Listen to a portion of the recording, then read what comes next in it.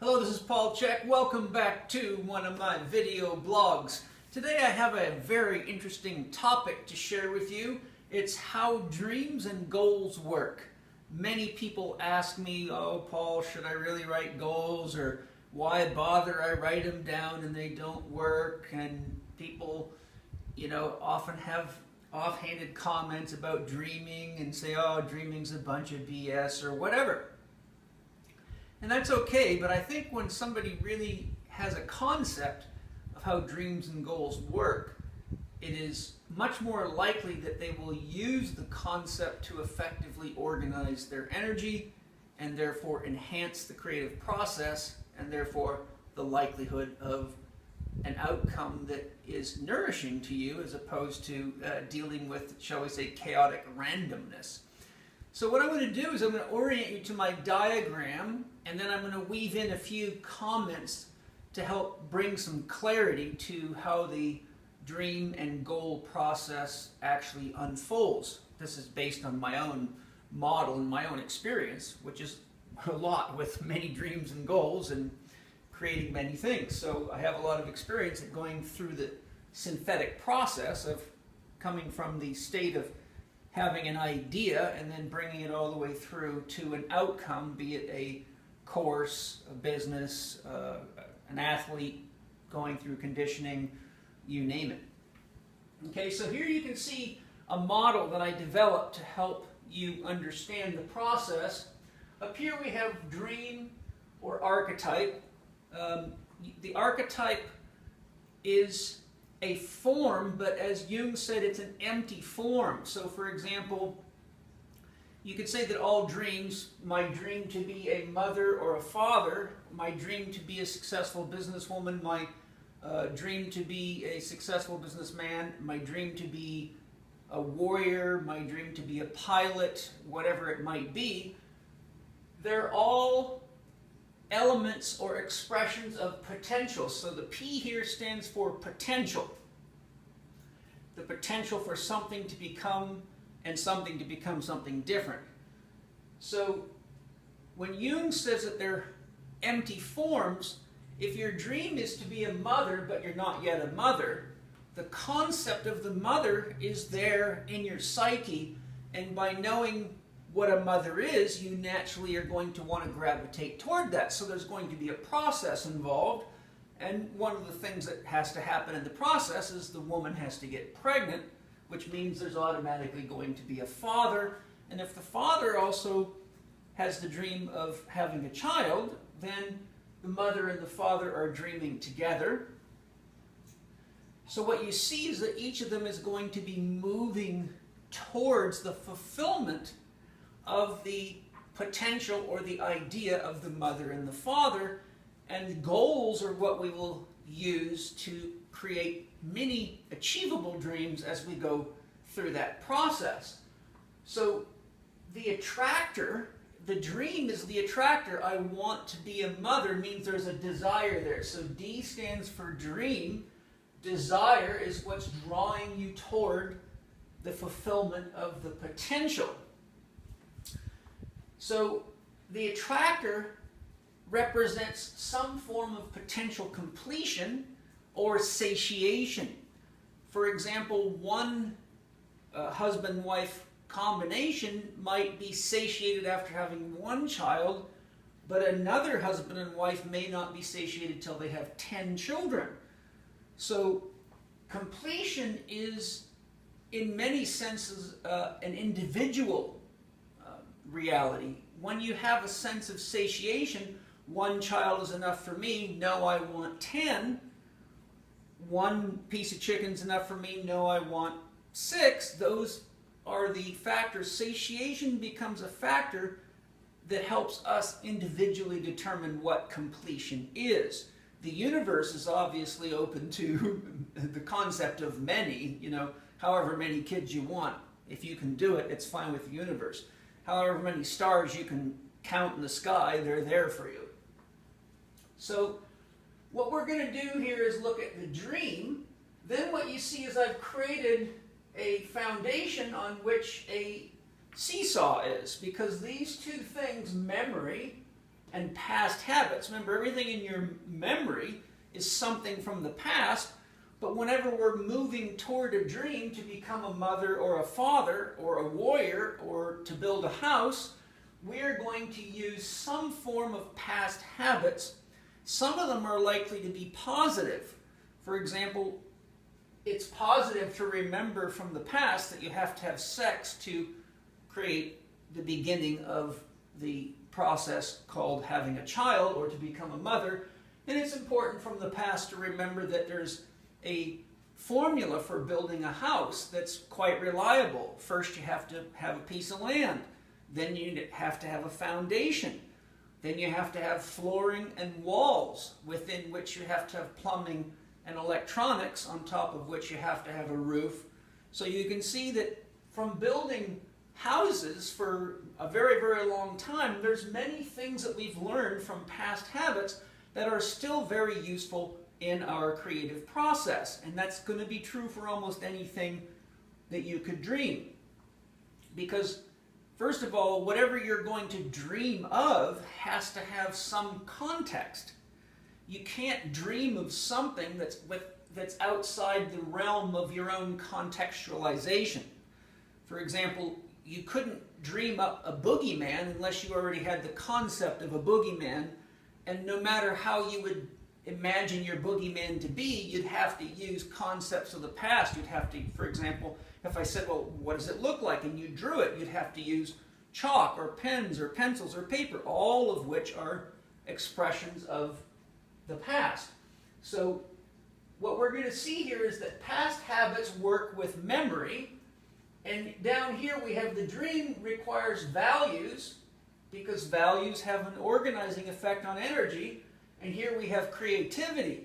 So the teeter-totter of dream creation, which is ultimately what we control with my dream steering wheel. This is the dream steering wheel.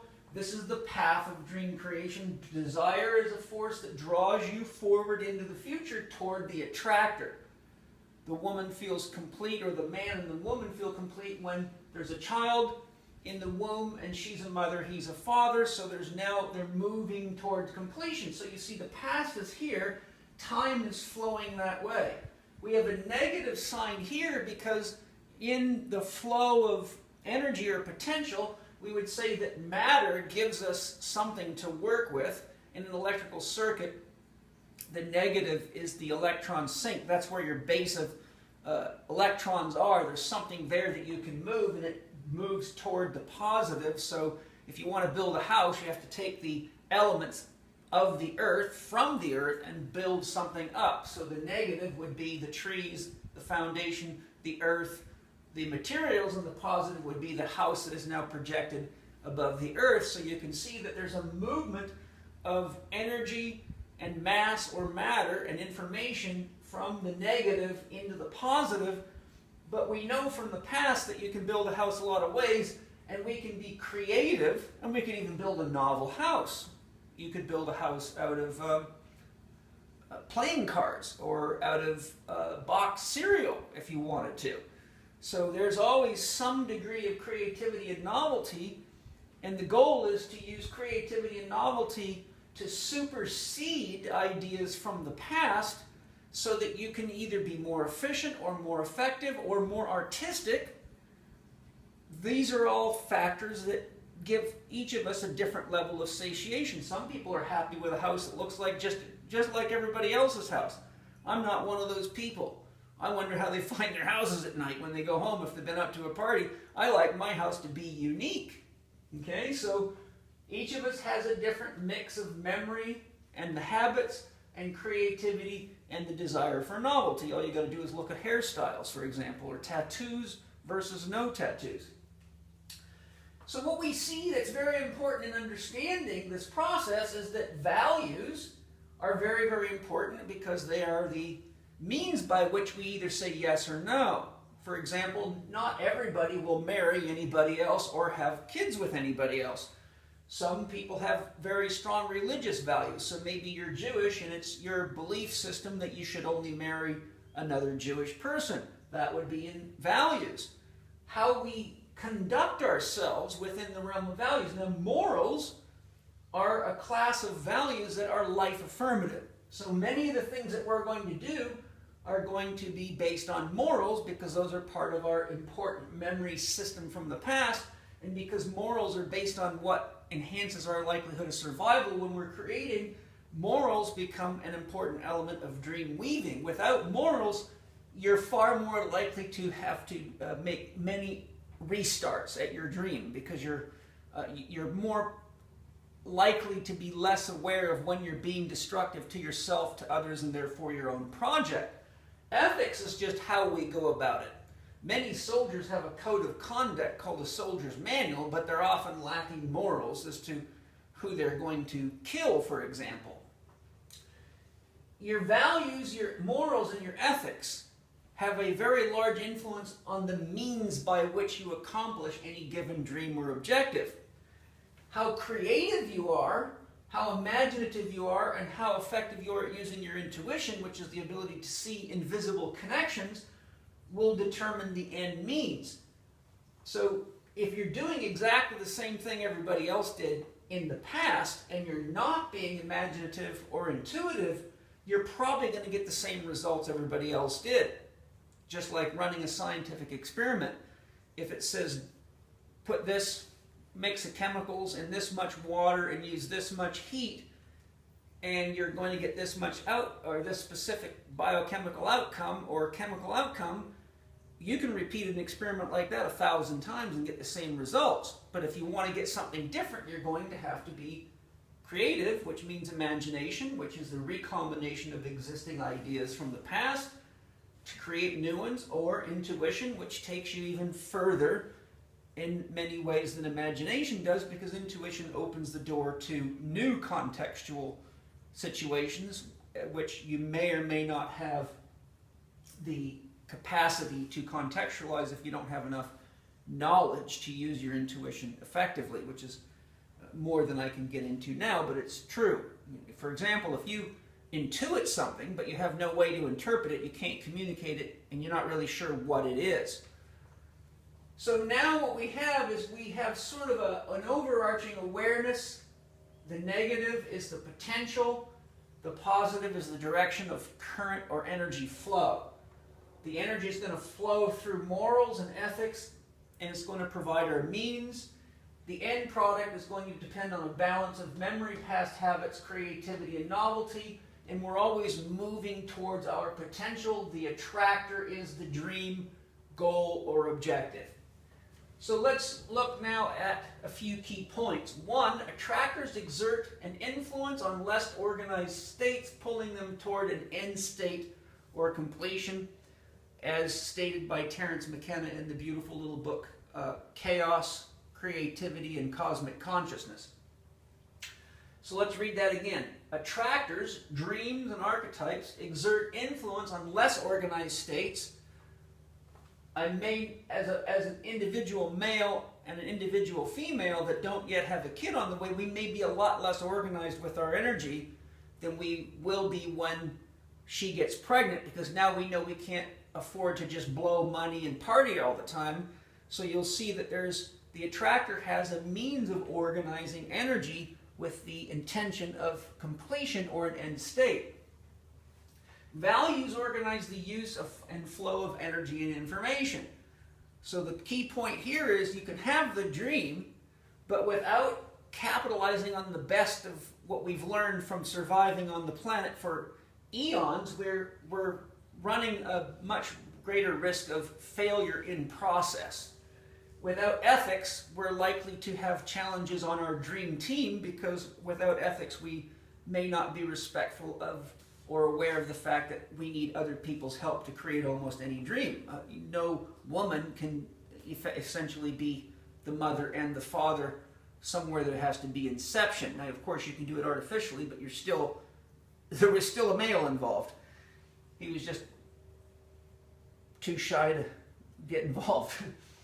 Okay, so 2, the values organize the flow of energy and information, which is very, very critical. 3, goals are the building blocks of dreams.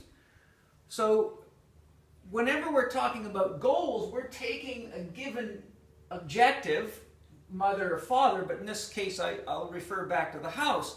If the goal is if the dream is to have a new house, then the goals would be to take the dream of the house and break it down into subsections that are in a progressive stage of development that goes in line with what we know from past habits and the memory of building houses. And there might be ethics involved. For example, you know, when you invite a construction crew over, they often steal things, as I found out the hard way. And how we go about organizing ourselves and our energy has a lot to do with the process. So the house then has to go through this stage series of goals. In other words, trying to build the roof before you build the foundation would not be to effectively use good past habits, or shall we say good building morals and good building practices or ethics. So goals then are the building blocks of dreams, and I have a very nice course on the science of goal setting and teach a lot of things that aren't easily found or aren't found at all in books about process goals, and I show you how to effectively make progressive, intelligent steps toward the accomplishment of your overarching dream so that the empty form becomes full and you reach satiation effectively and efficiently. Process invites a synthesis of habit and creativity. So I want to be a mother, I want to be a father. She needs to find him, he needs to find her. The process is on. How they find each other is going to be a lot to do with their values, their ethics, which will produce an influence on their means, which will determine the end. And within the construct of values and ethics and the means of courtship, we have a lot of creative possibilities, even if you stay within your own religion or your own race or your own city. Whatever you want, there's room for creativity in there, and a lot of the drive for women and men to make themselves beautiful has to do with the influence of creativity on past habits to get to be a mother or a father. I think most of you would be aware of that. So process invites a synthesis of habit and creativity. Habit alone is kind of dead and stale because you're doing everything just like everybody else does, whether it's for better or for worse. Creativity by itself, without awareness of habit, is, shall we say, unguided use of energy. If you don't take advantage, for example, we all know that artists in the past have found that it's efficient to paint on a canvas. If you paint on top of a book or inside of a written document, you're still doing art, but it does make it a lot less likely to be hung on the wall, or it diminishes its functionality as a piece of art. So we know that there's a lot of habits that we've developed that are really worth maintaining, yet there's always room for more creativity. So creativity without morals, ethics, and past habits that we would call good habits becomes unbridled. It's kind of like throwing dynamite in the middle of a paint shop and hoping a book jumps out the back. It's not ideal. So what we want to do is marry these two together, have an intelligent synthesis, look at what are the values that will support us, which in my system you need at least 4 categories of values. What makes me happy and what am I willing to do about it in the mode of movement, Dr. Movement. How much movement of body, mind, emotion, and energy or money do I need? How much outward movement versus inward movement do I need? What do I need to eat and drink to fuel the process? If you want to be a mother or a father, then, you know, not being aware of the values and the morals of being a parent is not very intelligent. So you can see you can get yourself in a lot of trouble already. And then Dr. Quiet, how much time do I need for rest and regeneration? Remember, rest is not just doing nothing, it's drawing energy in. resting is very critical because it's the recharge cycle. So we want to be able to create a dream effectively. We have to be aware of how we're going to move energy from movement to quiet, yin to yang, and what are we going to point our arrow at. The archer has to know what to eat, what to buy, and what to gain access to in order to put a synthetic process together that moves us towards achieving the potential of our dream or our goal or our attractor. So that's my short little lesson on how dreams and goals work. Hope you enjoyed it, and if you want to learn more, look at PPS Success Mastery Lesson 1, how to find and live your legacy or your overarching dream for your life. Lesson 2, self-management, everything you need to know about how to manage those 4 doctors, how to get your mind so it's not full of mind viruses, and organize your energies effectively, mentally and emotionally, and PPS Lesson 3, goal setting. Thanks for sharing with me. Hope you enjoy applying the information today.